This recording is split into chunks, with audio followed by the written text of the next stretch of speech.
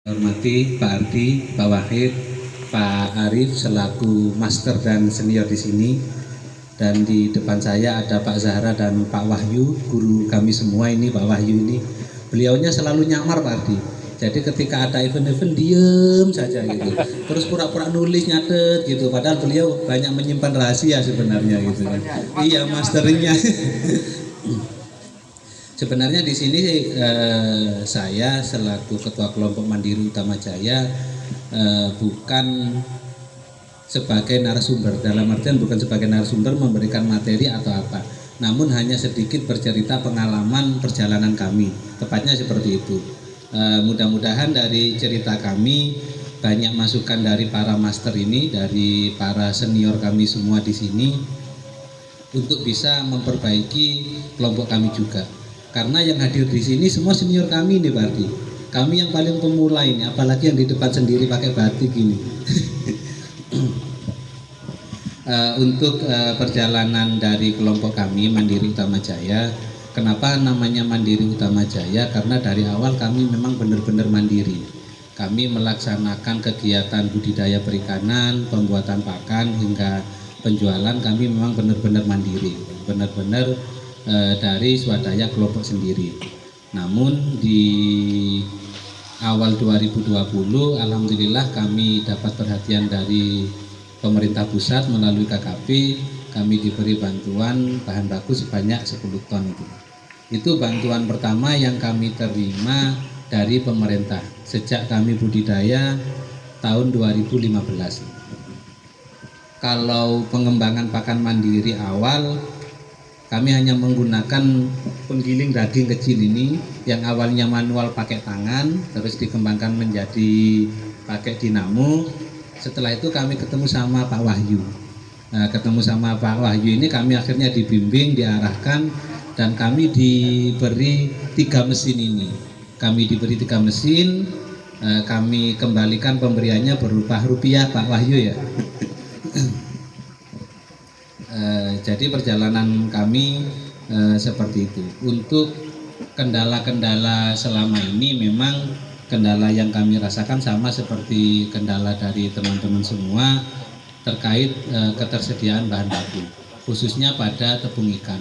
Karena sampai saat ini pun kami belum menemukan tepung ikan yang memang benar-benar bagus,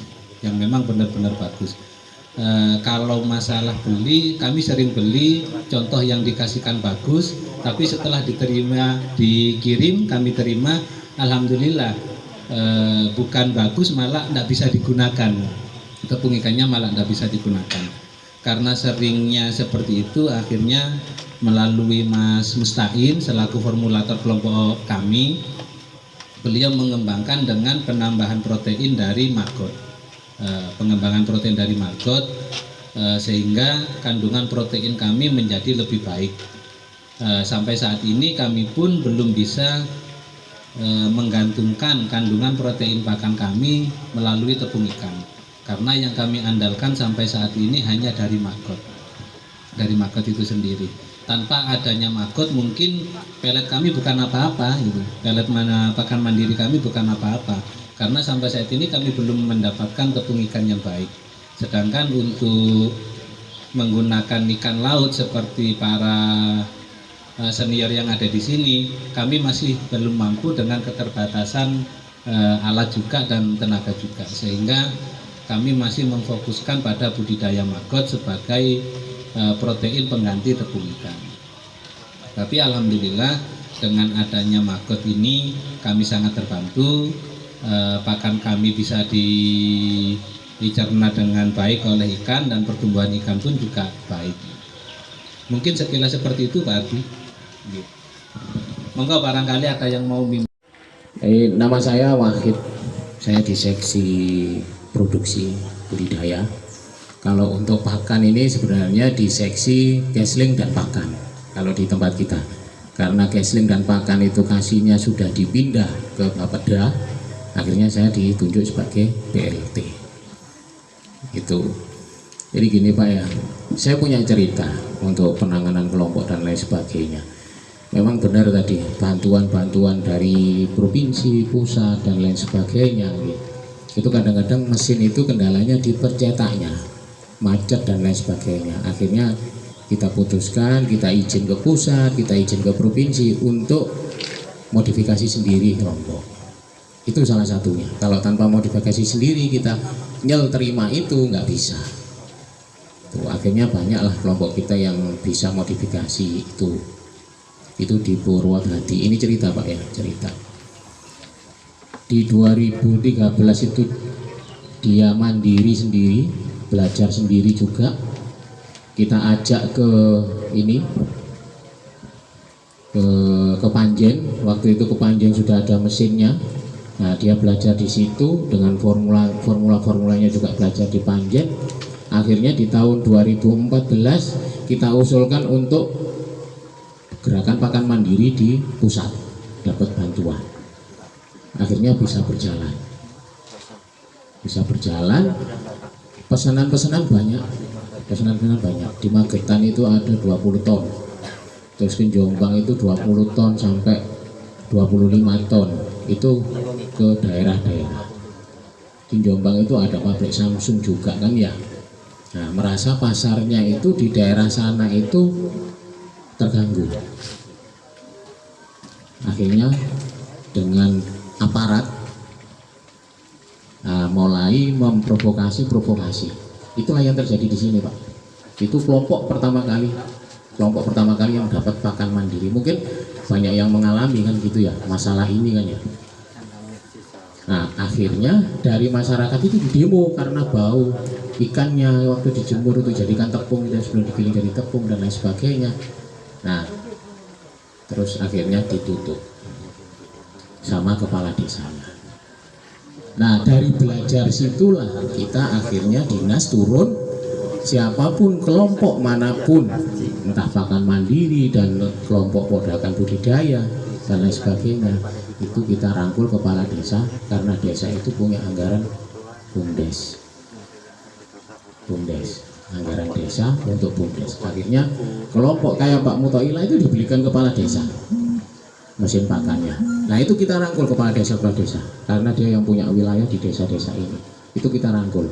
Ini di Beji, Kedung Ringin itu kepala desa sampai menganggarkan dari BUMDesnya itu beli extruder yang kemarin itu. Nah, itu untuk nampung karena di Beji itu produksi lelenya besar Pak. Produksi lelenya besar. 1 minggu hampir 15 ton. Dalam waktu 1 minggu panennya 15 ton. Makanya kepala desanya akhirnya punya dia di kelompok situ ada bantuan mesin. Nah, kepala desanya beli mesin juga sama extrudernya. Nah, ini PR dinas gimana caranya merancang extruder ini, mengajarinya. Nah, ini nanti kita ajak ke Sidoarjo yang di sana ada juga extruder di tempat teman saya. Itu nanti saya ajak ke sana. Saya juga punya janji dengan Mas Tarin ini untuk mengajak ke sana juga. Ini akhirnya kita rangkul kepala desa karena yang bisa melindungi rakyatnya dan kelompok di tempat itu hanya kepala desa. Kalau kepala desa itu sudah kena dari aparat, terus kena dari provokasi dan lain sebagainya, akhirnya apa, kelompok ini juga dilibas. Itu ini cerita saya itu caranya biar kita itu tetap sejalan dengan kelompok dan kepala desa mengetahui kegiatan-kegiatan kita yang ada di desanya karena mereka sebagai pelindung. Dinas Perikanan mau melindungi sekian banyaknya, otomatis nggak bisa karena Dinas Perikanan hanya melindungi melalui perizinan. Itu pun sekarang perizinan sudah pindah ke Dinas Perizinan lagi. Perikanan hanya sebagai ini rekom toh. Ya, Dinas Perikanan bergeraknya itu hanya pembinaan dengan menjalin hubungan dengan kepala desa. Karena kepala desa yang bisa melindungi itu. Nah, itu kiat-kiat kita pikirkan bersama. Yang kedua dari kelompok yang satu kayak kepingin magot. Nah, kepingin magot kayak Mas Tain, kepingin magot, kita ajak ke yang sudah budidaya magot. Kita ajak ke sana. Akhirnya Mas Tain belajar magot di kelompok yang sudah jalan magotnya. Akhirnya berikutnya di sini bikin lagi. Nanti seperti itu Pak. Jadi mana kelompok mana yang membutuhkan contoh-contoh, nah kita ajak ke situ. Itu peran dinas. Begitu. Karena apa? Dinas anggarannya sedikit Pak, nggak banyak. Paling banyak provinsi sama pusat. Jadi yang bisa kita lakukan di daerah ya cuma itu aja. Terus untuk bantuan mesin pakan di Pasuruan itu tidak kita tempatkan dalam satu kecamatan, hanya satu kecamatan itu kita fokuskan enggak. Jadi tiap kecamatan pasti kita akan kasih mesin pakan walaupun bukan kabupaten yang ngasih tapi provinsi yang ngasih. Di materi saya itu ada di kelompok-kelompok pakan mandiri dan alhamdulillah itu sudah baik. Terus contohnya lagi, karena kita menjalin kerjasama kelompok dengan kepala desa itu di Satak Makmur, kelompok Satak Makmur itu malah ketua kelompoknya dijadikan ketua bumdesnya untuk produksi pakan sama pemasaran lelenya tuh. Terus kita juga kelompok juga nggak kerjasama dengan kepala desa aja, tapi dengan pondok pesantren. Kayak Sidogiri itu per minggu paling enggak itu sekitar 1 ton Pak, pondok Sidogiri itu untuk lele. Nah ini kita kasihkan ke kelompok, kita fasilitasi untuk kelompok. Pondok-pondok pesantren itu kan makannya dari pondok pesantren, santri-santri itu. Nah itu pasar kita ke situ. Terus ada lagi yang di daerah mana ini, Purwodadi. Nah itu ada DPMT kalau nggak salah lagi, itu bantuan sembako dan lain sebagainya. Nah itu ada telur kan, nah itu telur kalau bisa kita ganti lele, lah kita otomatis yang ngomong ke kepala desanya. Nah situlah Pak, kita terobosan pasarnya itu di situ. Jadi nggak mungkin laku kalau lele, pasti laku. Jadi terobosan itulah yang harus kita pikirkan. Makanya kita juga ngasih bantuan ke pondok pesantren berupa pengolahan lele dan lain sebagainya. Itu akhirnya alhamdulillah ada beberapa pondok pesantren itu yang mulai hulu sampai hilir itu sudah produksi. Pasar mereka enak kalau pondok pesantren. Orang tua santri yang mengunjungi harus beli karyanya santrinya sendiri, anaknya sendiri. Lah itu terobosannya dari pondok pesantren sendiri. Padahal ikannya kadang-kadang ya jadi dari petani kita. Itu. Jadi saling kerjasama, saling komunikasi antar elemen inilah Pak yang kita perlukan. Jadi saya berpikir, saya nggak kepingin, akhirnya saya juga harus belajar karakter orang Pasuruan bagaimana kan gitu ya. Tapi ya alhamdulillah dengan komunikasi dan lain sebagainya itu bisa terjamin dari masing-masing elemen ini bisa terjamin.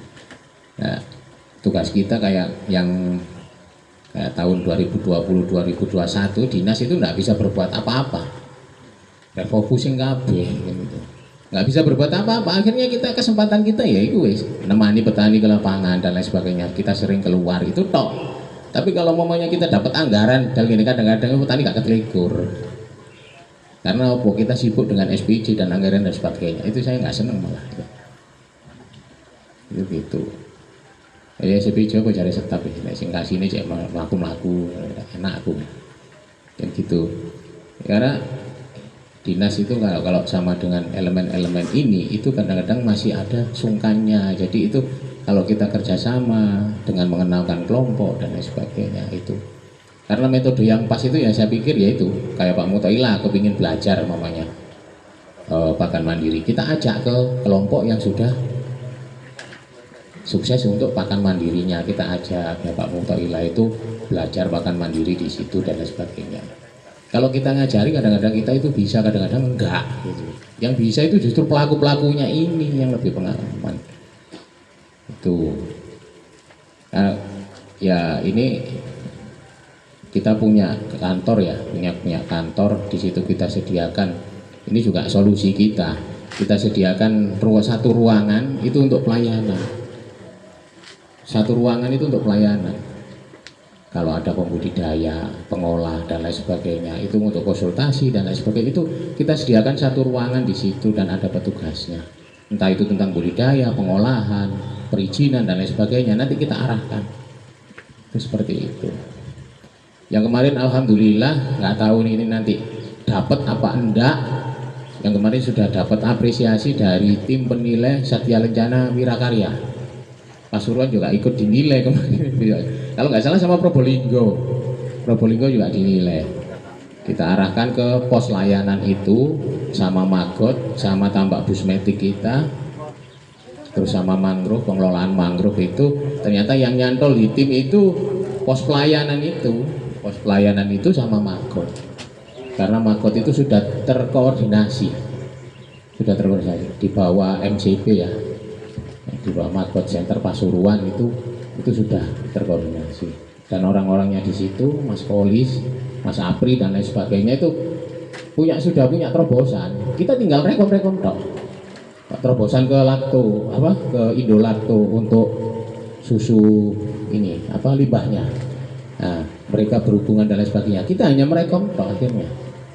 Nah, inilah kelompok itu harus diajari secara mandiri. Yang jaga dinas tok kadang-kadang dinas itu penggaweane bukan gitu ya. Jadi kita ajari mandiri gitu lah. Seperti itu, terus kita kerjasama dengan pihak-pihak perusahaan dan lain sebagainya. Kita untuk pemasaran lele yang 1 kilo isi 1 kita ke Vaninus, ke pabrik, ke Vaninus, terus ke ini kan ada kita punya pengolahan juga itu untuk asap. Gantinya ikan sembilang itu lele. Jadi asapan lele itu perharinya itu kita 7 kintal. Untuk 1 kilo 800 gram up itu 7 kintal untuk asepan di Semari, di desa Semari, kecamatan Keraton. Itu banyak masuk di situ. Makanya di sini di Pasuruan itu ada yang produksi konsumsi, ada yang produksi 800 gram up untuk lele. Itu gitu. Itu pengalaman dari dinas kita. Ya memang banyak sih Pak. Ya, liku-likunya ada kelompok yang bisa dibina dan kelompok ada yang tidak bisa dibina. Tidak bisa dibina itu pun tergantung kita juga. Nah, tombak saya ke kelompok-kelompok itu ya PPL itu Pak, sama PPB. Kita punya PPL itu tinggal berapa Bu Farida ya? Ini Bu Farida PPL-nya Rejoso. Tinggal berapa kita PPL PNS itu? Tinggal 6 ya. Tinggal 6. Kita akhirnya mengandalkan PPB. Kita ajak mereka bekerja. Walaupun mereka juga ditarget sama pusat. Karena mereka ikut di pusat sekarang. Itu. Jadi ya gimana lah Pak, untuk sebagai kita orang dinas mengajak petani pembudidaya ini biar lebih maju. Itu gitu. Ya, saya alhamdulillah lah dari pelan akhirnya ya bisa tercapai ya seperti Pak Mutoila dan banyak yang seperti Pak Mutoila itu banyak. Di Pasuruan itu banyak. Kadang ada yang menangani hulu sampai hilir, kadang menangani yang pengolahannya aja. Itu. Ini sekilas cerita kita dari Pasuruan biar dapat oleh-oleh nanti kalau yang pembudidaya biar bisa nuntut ke dinasnya. Pasuruan ini umum Pak tolong sampai kan nah itu sing fotoan dinas gitu. Monggo lah. Seringlah mendekat ke dinas, karena dinas itu kalau kelompok pembudidaya tidak mendekat ke dinas, kadang-kadang dinas itu nggak tahu. Seringlah mendekat ke dinas. Soalnya tugas-tugasnya. Kalau saya Pak ya di tempat kita satu kasih itu cuma staf 1, kadang-kadang nggak ada stafnya. Itu di kita karena keterbatasan. Kita bolak-balik ngajukan untuk pengangkatan ASN baru, nggak selalu disetujui. Selalu nggak disetujui. Akhirnya dinas perikanan itu cuma sedikit ya THL itu. Tuh kalau ada THL baru otomatis kita ngajari lagi dan lain sebagainya. Tuh makanya karena THL itu nggak terikat. Kalau mereka sudah diterima di mana dia akan keluar dengan sendirinya. Nah akhirnya kita nyari THL baru lagi ngajari mana itu yang susah gitu. Tuh. Tapi kalau kelompok itu sudah berjalan, THL itu tinggal masuk dan belajar ke kelompok. THL itu. THL malah belajar ke kelompok tentang budidaya maggot ya opo, tentang budidaya lele ya opo, itu malah THL kita itu yang belajar ke kelompok. Itu seperti itu. Ya mungkin dari saya itu aja Pak Ardi ya untuk menyingkat waktu. karena sudah zuhur waktunya makan siang gitu. Karena saya duduk di sini kok mau ngomong belas jadi luwe masuk gak ngomong belas luwe dan gitu ya. Mungkin dari saya itu aja. Dan saya akhiri. Assalamualaikum warahmatullahi wabarakatuh.